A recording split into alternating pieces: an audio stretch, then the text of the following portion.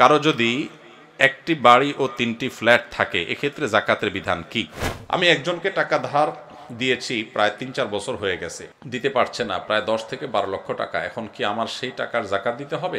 স্ত্রী স্বর্ণের যাকাত কে দিবে? যদি স্ত্রী মালিক হয় কিন্তু স্ত্রীর ইনকাম না থাকে তাহলে কি হবে? স্বর্ণ বিয়েতে কিংবা বিভিন্ন উপহারের মাধ্যমে পেয়েছে। স্ত্রী স্বর্ণের যাকাত কে দিবে? যদি স্ত্রী মালিক হয় কিন্তু স্ত্রীর ইনকাম না থাকে তাহলে কি হবে? স্বর্ণ বিয়েতে কিংবা বিভিন্ন উপহারের মাধ্যমে পেয়েছে। স্ত্রীর স্বর্ণ গহনার মালিক কে? আগে সেটার উত্তর দেন। বইয়ের স্বর্ণের মালিক কে? কে বলতেছে? স্বামী। চাচা আপনি? আপনি চাচির সারা জীবন স্বর্ণ দিয়ে এই কাম করছেন? লা হাওলা ওয়ালা কুওয়াতা ইল্লা বিল্লাহ। এটা একটা কাজ করলেন চাচা? চাচির সব স্বর্ণ দিয়ে বলছেন মালিক আমি, মানে আপনি মালিক? চাচি যদি এটা শুনে, ভাত তো আর জুটবে না কপালে বাবা। আচ্ছা আপনারা বলেন, বউয়ের স্বর্ণের মালিক কে? বউ নিজে? বুঝে উত্তর দিছেন? যারা বিয়ে করছেন, যাদের বউ আছে, এবার একটু মিলান, দাবির সাথে বাস্তবতায় মিলান। আপনারাই দাবি করছেন যে বউর স্বর্ণের মালিক সে, ঠিক আছে। এবার আমার উত্তর দেন, বউ যদি কালকে স্বর্ণ দোকানে যায়া তার স্বর্ণগুলা বিক্রি করে বলে আমি কটকটি খাবো, আপনি কিছু বলবেন না বলবেন না? বাস্তবতা বলেন, আমাদের সমাজের বাস্তবতা। স্বামী যদি, বউ যদি যায় তার সব স্বর্ণ বিক্রি করে টাকা পয়সা আয় না, কিছু তার বাপেরে কিছু তার মায়েরে মানুষকে দিয়ে দিল, তার মনে হচ্ছে একটু চাইনিজ কিনে এনে খাইলো, একটু শাড়ি চুড়ি কিনলো, টাকা উড়াইলো, আপনি কি কিছু বলবেন নাকি বলবেন না? শুধু বলবেন না আরো কিছু? সব ফেরেশতা নাকি এলাকার মানুষ? শুধু বলবেন না আরো কিছু? বলবেন যে তোমার সাহস কত বড়, কলিজা কত বড় তোমার, এত কষ্ট করে আমার রথের কামাই করা স্বর্ণের টাকা বিদেশ থেকে আনছি, কষ্ট করে জমাইছি, কিনছি, আর তুমি যা বেঁচে আসলে একটাবার জিজ্ঞাসা করলা না? তোমার কত বড় কলিজা। সেদিন এসপার ওসপার কিছু একটা হবে কি হবে না? তাহলে একটু আগে বললেন বউয়ের স্বর্ণের মালিক বউ, এখন আবার যে মালিক তার জিনিস সে বিক্রি করলে আপনি বলার কে? কথা কি বুঝছেন না বুঝেন নাই? আমাদের দেশে স্বামী স্ত্রীর পারস্পরিক টাকা পয়সা, স্বর্ণ গহনা, এগুলোর ক্ষেত্রে বড় ধরনের একটা ঘাপলা আছে। ঘাপলা ঘাপলা ঘাপলা বুঝেন? একটা গোজামিল আছে, গোজামিল। এই যে যাকাতের প্রশ্ন আসছে, আমি জানি গোজামিলটা কেন আছে। বউয়ের স্বর্ণ, এটার মালিক কে জিজ্ঞেস করলে আপনারা নারায়ে তাকবীর বলেন যে হ্যাঁ বউ মালিক, আবার বেচতে গেলে আপনি বাধা দেন।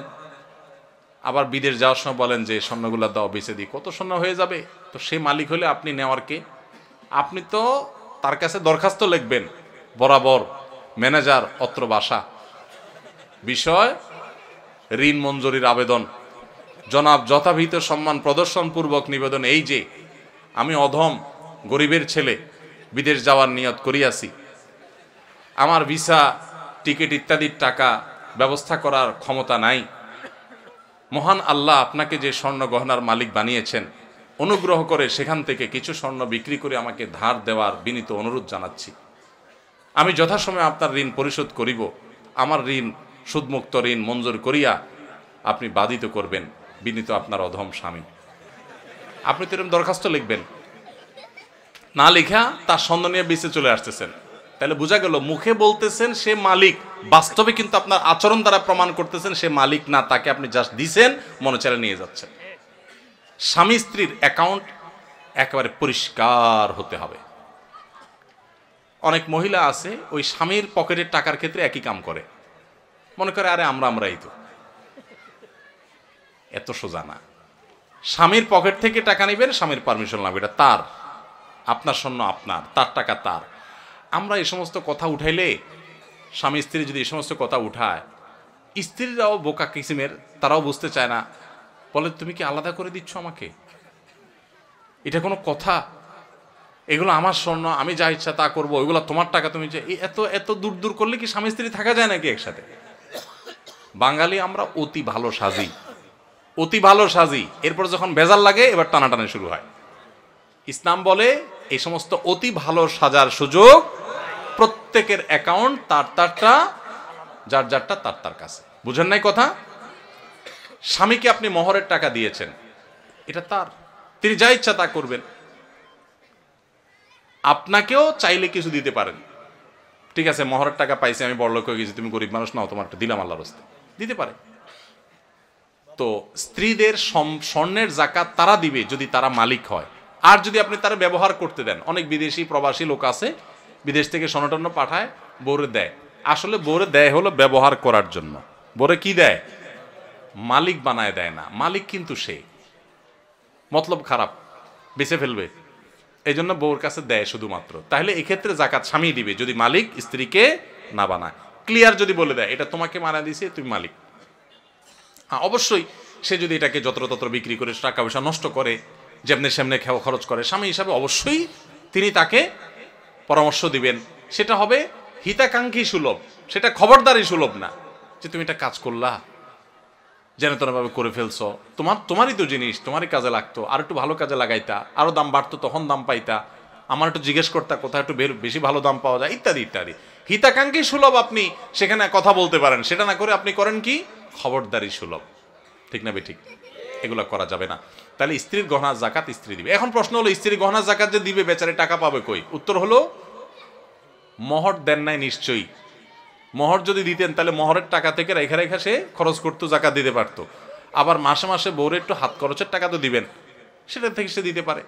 আবার যদি সে তার ওই স্বর্ণ থেকে কিছু অংশ বিক্রি করে জাকাত দেয়, সেই সুযোগও আছে।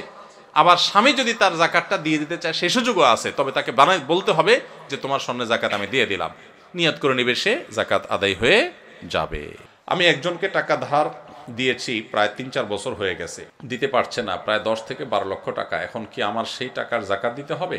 টাকাটা কর্জে হাসানা হিসেবে দেয়া মানে সুদমুক্ত। যদি আপনি কাউকে টাকা ধার দেন, সেই টাকা যদি সে আর না দেয় এবং দেওয়ার কোনো সম্ভাবনাও না থাকে, তাহলে ওই টাকার জাকাত দিতে হবে না, কারণ সেই টাকা দিচ্ছেই না এবং একরকম টাকার আশা ছেড়ে দিয়েছেন আপনি, তাহলে ওই টাকার জাকাত দিতে হবে না। যদি কোনো কালে আপনি পান, তাহলে সেক্ষেত্রে আপনাকে কি করতে হবে? জাকাত দিতে হবে, আর না পেলে নাই। কিছুদিন আগে আমরা বেশ কয়েকজন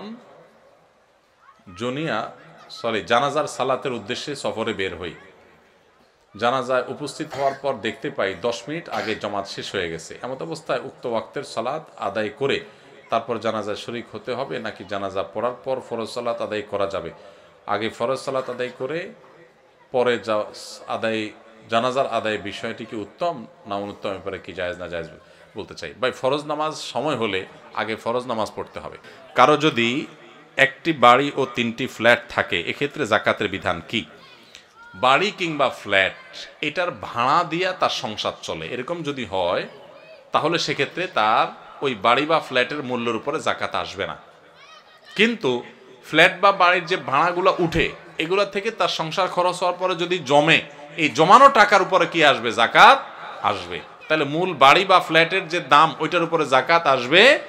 একজনের রাস্তায় গাড়ি আছে একটা, এই গাড়ি আপনার ভাড়ায় খাটে, তো এই গাড়ির যে মূল্য, ওইটার উপর জাকাত আসবে না। কিন্তু এটার যে ভাড়াটা উঠে, ওইটা যদি জমে, তাহলে জাকাত আসবে, আর খরচ হয়ে গেলে তো জাকাত নাই।